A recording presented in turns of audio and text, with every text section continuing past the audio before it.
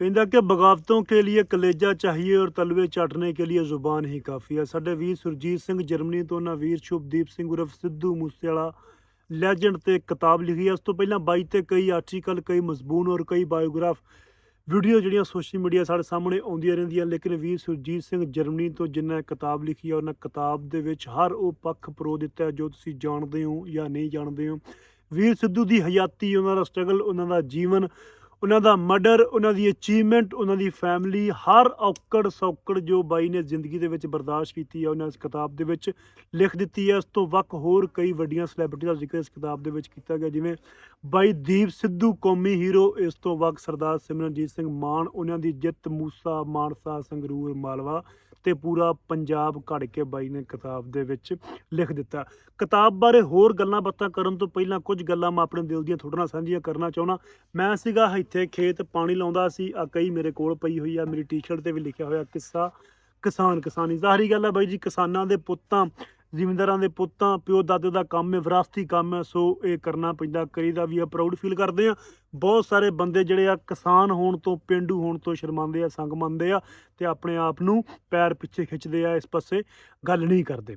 ਸੋ ਆਪਾਂ ਪੂਰਾ proud feel ਕਰਦੇ ਆ ਕਿ ਆਪਾਂ ਕਿਸਾਨ ਆ ਔਰ ਆਪਣੇ ਹੱਥੀਂ ਕਿਸਾਨੀ ਕਰਦੇ ਆ। ਸੋ ਗੱਲ ਆਪਾਂ ਕਰਦੇ ਆ, ਮੁੱਦੇ ਤੇ ਆਉਂਦੇ ਆ ਕਿ ਦੁਨੀਆ ਤੇ ਬਹੁਤ ਲੋਕਾਂ ਕੋਲ ਪੈਸਾ, ਤੁਹਾਨੂੰ ਵੀ ਪਤਾ ਕਿ ਲੋਕ ਰੱਖ ਰੱਖ ਕੇ ਭੁੱਲਦੇ ਆ, ਪਰ ਨਾ ਕੋਈ ਨਹੀਂ, ਪੈਸਾ ਬਹੁਤ ਹੈ, ਫੇਮ ਕੋਈ ਨਹੀਂ, ਨਾ ਕੋਈ ਨਹੀਂ।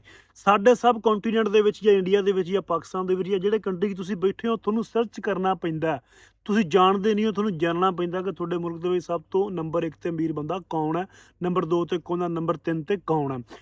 ਤੇ ਜਿਸ ਬੰਦੇ ਨੂੰ ਰੱਬ ਇੱਜ਼ਤ, ਸ਼ੋਹਰਤ, ਫੇਮ ਤੇ ਪੈਸਾ ਇਕੱਠਾ ਦੇ ਦੇਵੇ ਤੇ ਉਹ ਬੰਦਾ ਰੱਬ ਦਾ ਖਾਸ ਬੰਦਾ ਹੋਇਆ ਕਿ ਨਾ, ਉਸ ਬੰਦੇ ਤੇ ਰੱਬ ਦੀ ਖਾਸ ਨਜ਼ਰ, ਖਾਸ ਕਰਮ ਹੋਇਆ ਕਿ ਨਾ। ਇਹ ਸਭ ਚੀਜ਼ਾਂ ਵੀਰ ਸਿੱਧੂ ਮੂਸੇਵਾਲੇ ਨੂੰ ਛੋਟੀ ਜਿਹੀ ਉਮਰ ਦੇ ਵਿੱਚ ਹੀ ਰੱਬ ਨੇ ਅਤਾ ਕਰਤੀਆਂ ਸੀ ਕਿ ਇੱਕ 22-24 ਸਾਲ ਦਾ ਮੁੰਡਾ ਇੱਕ ਛੋਟੇ ਜਿਹੇ ਪਿੰਡ 'ਚ ਉੱਠਿਆ, ਜਿਹੜਾ ਪਿੰਡ ਦੁਨੀਆ ਦੇ ਨਕਸ਼ੇ 'ਤੇ ਵੀ ਨਹੀਂ ਆਉਂਦਾ, ਉਹਨੇ ਉੱਠ ਕੇ ਦੁਨੀਆ ਜਿੱਤ ਲਈ। ਉਹ ਕਹਿੰਦਾ ਹੁੰਦਾ ਸੀ ਕਿ ਪਿੰਡ ਬੈਠਾ ਬੈਠਾ ਦੁਨੀਆ 'ਚ ਛੇਤ ਕਰ ਦੂੰ, ਬਾਈ ਨੇ ਕਰਤਾ, ਦੁਨੀਆ ਉਹਨੇ ਜਿੱਤ ਲਈ। ਇੱਧਰ ਬਿਲਬੋਰਡ ਤੇ ਗਾਣਾ ਚੱਲਦਾ ਪਿਆ, ਇੱਧਰ ਵੀਰ ਵੱਟਾਂ ਤੇ ਬੈਠਾ ਰੋਟੀ ਖਾਂਦਾ ਪਿਆ।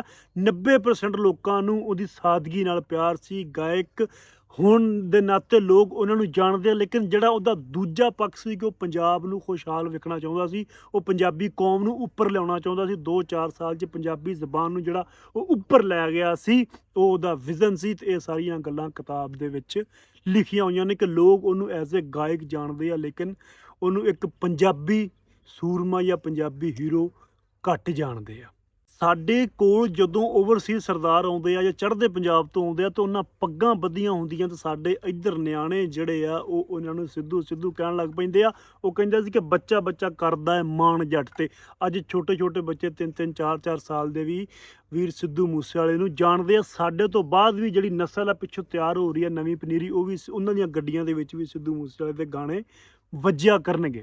ਗੱਲਾਂ ਬਹੁਤ ਨੇ, ਜਿੰਨੀਆਂ ਕਰੀ ਜਾਈਏ ਇਹ ਮੁੱਕਣੀਆਂ ਹੀ ਨਹੀਂ ਹੈਗੀਆਂ, ਹੋਰ ਦੀਆਂ ਹੋਰ ਦਿਮਾਗੋਂ ਲੱਥੀ ਜਾਣੀਆਂ। ਸੋ ਆਪਾਂ ਮੁੱਦੇ ਤੇ ਆਉਂਦੇ ਹਾਂ, ਕਿਤਾਬ ਵਾਲੇ ਪਾਸੇ ਵਾਪਸ ਆਉਂਦੇ ਹਾਂ। ਸੋ ਤੁਸੀਂ ਕਿਤਾਬ ਖਰੀਦੋ, ਪੜ੍ਹੋ। ਮੈਂ ਤੁਹਾਨੂੰ ਪਹਿਲੇ ਦੱਸਿਆ ਹਰ ਉਹ ਪੱਖ ਤੁਹਾਨੂੰ ਇਸ ਕਿਤਾਬ ਦੇ ਵਿੱਚ ਮਿਲੂਗਾ ਸਿੱਧੂ ਬਾਰੇ ਜੋ ਤੁਸੀਂ ਨਹੀਂ ਜਾਣਦੇ ਜਾਂ ਜਾਣਦੇ ਹੋ। ਠੀਕ ਹੈ, ਇਹ ਕਿਤਾਬ ਤੁਹਾਨੂੰ, ਤੁਸੀਂ ਸੋਚਦੇ ਹੋਵੋਗੇ ਗੁਰਮੁਖੀ 'ਚ ਹੈ ਕਿ ਨਹੀਂ, ਸ਼ਾਹਮੁਖੀ 'ਚ, ਉਰਦੂ 'ਚ ਹੈ ਕਿ ਨਹੀਂ, ਇੰਗਲਿਸ਼ 'ਚ ਹੈ ਕਿ ਨਹੀਂ। ਇਹ ਬਾਈ ਜੀ ਤੁਹਾਨੂੰ ਸਾਰੀਆਂ ਲਿਪੀਆਂ ਦੇ ਵਿੱਚ ਮਿਲੂਗੀ, ਗੁਰਮੁਖੀ 'ਚ ਵੀ ਮਿਲੂਗੀ, ਉਰਦੂ 'ਚ ਵੀ ਮਿਲੂਗੀ। ਯਾਸਰ ਪਬਲਿਸ਼ਰ ਲਾਹੌਰ ਤੋਂ ਇਹ ਕਿਤਾਬ ਛਾਇਆ ਕੀਤੀ ਜਾ ਰਹੀ ਹੈ। ਤੁਹਾਨੂੰ 1000 ਰੁਪਏ ਦੇ ਵਿੱਚ ਇਹ ਕਿਤਾਬ ਮਿਲੂਗੀ। ਆ ਤੁਹਾਡੇ ਸਾਹਮਣੇ ਮੈਂ ਫੋਟੋ ਲਾਤੀ ਹੈ। ਉਸ ਤੋਂ ਬਾਅਦ ਗੁਰਮੁਖੀ ਤੇ ਇੰਗਲਿਸ਼ ਦੇ ਵਿੱਚ ਵੀ ਇਹ ਕਿਤਾਬ ਤੁਹਾਨੂੰ ਮਿਲੂਗੀ। ਸੋ ਵੀਰ ਜੀ, ਦੁਨੀਆ ਤੇ ਨਾ ਸਿਰਫ 2 ਬੰਦਿਆਂ ਦਾ ਹੁੰਦਾ, ਇੱਕ ਦਾ ਰਹਿ ਜਾਂਦਾ, ਇੱਕ ਦਾ ਖਤਮ ਹੋ ਜਾਂਦਾ, ਜਾਂ ਨਾ ਬੁਰੇ ਬੰਦੇ ਦਾ ਹੁੰਦਾ। ਜਿਹੜਾ ਬੰਦਾ ਬੁਰੇ ਕੰਮ ਕਰਦਾ ਉਹਦੇ ਜਿਉਂਦਿਆਂ ਤੱਕ ਉਹਦਾ ਨਾਂ ਰਹਿੰਦਾ, ਜਦੋਂ ਮਰ ਜਾਂਦਾ ਲੋਕ ਕਹਿੰਦੇ ਮਰ ਗਿਆ ਮਰਦੂਦ, ਜਾਨ ਛੁੱਟੀ ਖਤਮ। ਇੱਕ ਉਹ ਬੰਦਾ ਜਿਹੜਾ ਚੰਗੇ ਕੰਮ ਕਰਦਾ, ਚੰਗਾ ਹੁੰਦਾ, ਉਹਦਾ ਨਾਂ ਜਿਉਂਦਿਆਂ ਵੀ ਹੁੰਦਾ, ਉਹਦੇ ਮਰਨ ਤੋਂ ਬਾਅਦ ਵੀ ਉਹਦਾ ਨਾਂ ਲੋਕ ਰਹਿੰਦੇ ਆ, ਜਿਵੇਂ ਸਿੱਧੂ ਵੀਰ ਦਾ ਅੱਜ ਵੀ ਲੋਕ ਨਾਂ ਲੈਂਦੇ ਆ। ਸੋ ਮੇਰਾ ਵੀਰ, ਦੁਆ ਕਰਿਆ ਕਰੋ ਕਿ ਰੱਬ ਸੋਹਣਾ ਤੁਹਾਨੂੰ ਪੈਸੇ ਦੇ ਨਾਲ ਨਾਲ ਇੱਜ਼ਤ ਵੀ ਦੇਵੇ, ਕਿਉਂਕਿ ਇੱਜ਼ਤ ਸਭ ਤੋਂ ਜ਼ਰੂਰੀ ਹੈ। ਠੀਕ ਹੈ, ਸੋ ਜਿਉਂਦੇ ਵਸਦੇ ਰਹੋ। ਕਿਤਾਬ ਨੂੰ ਜ਼ਰੂਰ ਪੜ੍ਹਨਾ ਤੇ ਸਿੱਧੂ ਵੀਰ ਦੇ ਫੈਨ ਵੀਡੀਓ ਦੱਬ ਕੇ ਸ਼ੇਅਰ ਕਰ ਦਿਓ ਤਾਂ ਕਿ ਸਾਰਿਆਂ ਕੋਲ ਜਾਵੇ ਤੇ ਸਾਰੇ ਵੀਰ ਕਿਤਾਬ ਪੜ੍ਹਨ, ਕਿਉਂਕਿ ਵੀਰ ਸੁਰਜੀਤ ਨੇ ਦਿਲ ਤੋਂ ਕਿਤਾਬ ਲਿਖੀ ਆ। ਠੀਕ ਹੈ, ਲਵ ਯੂ, ਜਿਉਂਦੇ ਵਸਦੇ ਰਹੋ।